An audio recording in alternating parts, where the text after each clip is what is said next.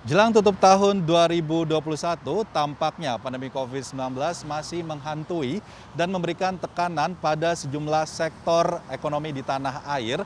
Namun hal ini tak berdampak signifikan bagi pasar modal Indonesia yang tampaknya masih berkinerja positif di sepanjang tahun 2021. Di mana pada penutupan perdagangan Bursa Efek Indonesia di 2021, tepatnya 30 Desember hari ini, Otoritas Jasa Keuangan mencatat penghimpunan dana di pasar modal hingga 24 Desember 2021 sebanyak 358 triliun rupiah. Angka ini merupakan nilai tertinggi sepanjang sejarah atau all time high pasar modal Indonesia. Jumlah perusahaan yang melakukan IPO di Bursa Efek Indonesia ini sebanyak 50 emiten di tahun ini, naik dari 2020 yang sebanyak 51 perusahaan. Catatan ini membuat Indonesia menempati posisi pertama dibanding negara di kawasan Asia Tenggara lainnya dalam jumlah perusahaan tercatat baru terbanyak. Sementara itu total nilai emisi IPO di BEI sepanjang tahun ini mencapai 62,6 triliun rupiah atau melesat 1.071% dibanding dengan keseluruhan nilai emisi di tahun lalu atau 2020 yakni sekitar 5,58 triliun rupiah. Direktur Utama Bursa Efek Indonesia Inarno Jayadi menyampaikan, hingga 29 Desember 2021, indeks harga saham gabungan IHSG ditutup di level 6.600 dengan nilai kapitalisasi pasar yakni mencapai 8.277 triliun rupiah.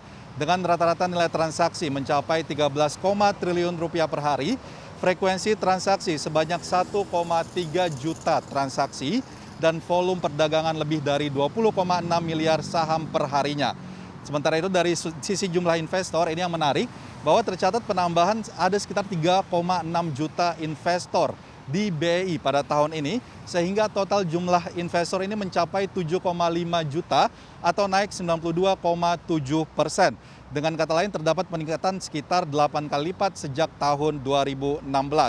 Sementara itu jumlah investor saham mengalami peningkatan sebanyak 1,7 juta investor menjadi 3,4 juta investor atau meningkat lebih dari 100% dalam setahun.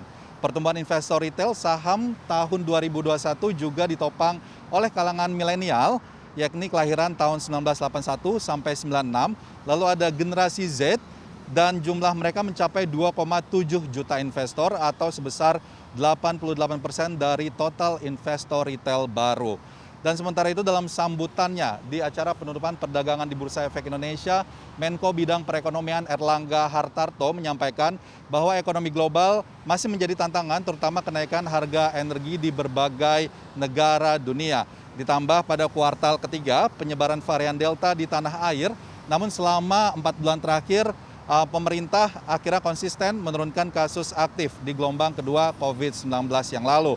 Respon masyarakat yang masih positif terhadap kebijakan pemerintah hingga indikator perekonomian domestik juga menunjukkan perbaikan yang terus berlanjut hingga saat ini. Indikator-indikator sektor real seperti Purchasing Managers Index atau PMI manufaktur, indeks keyakinan konsumen, serta penjualan kendaraan ini meningkat. Lalu di sisi lain penerimaan negara yang sesuai dengan defisit, ini target defisitnya lebih rendah dari APBN karena penerimaan negara yang terus meningkat di tahun ini. Serta ekspor yang meningkat menjadi kontribusi positif bagi pemulihan ekonomi nasional dan memberikan sentimen positif bagi pasar modal Indonesia. Demikian yang dapat kami laporkan, kembali ke Anda di studio.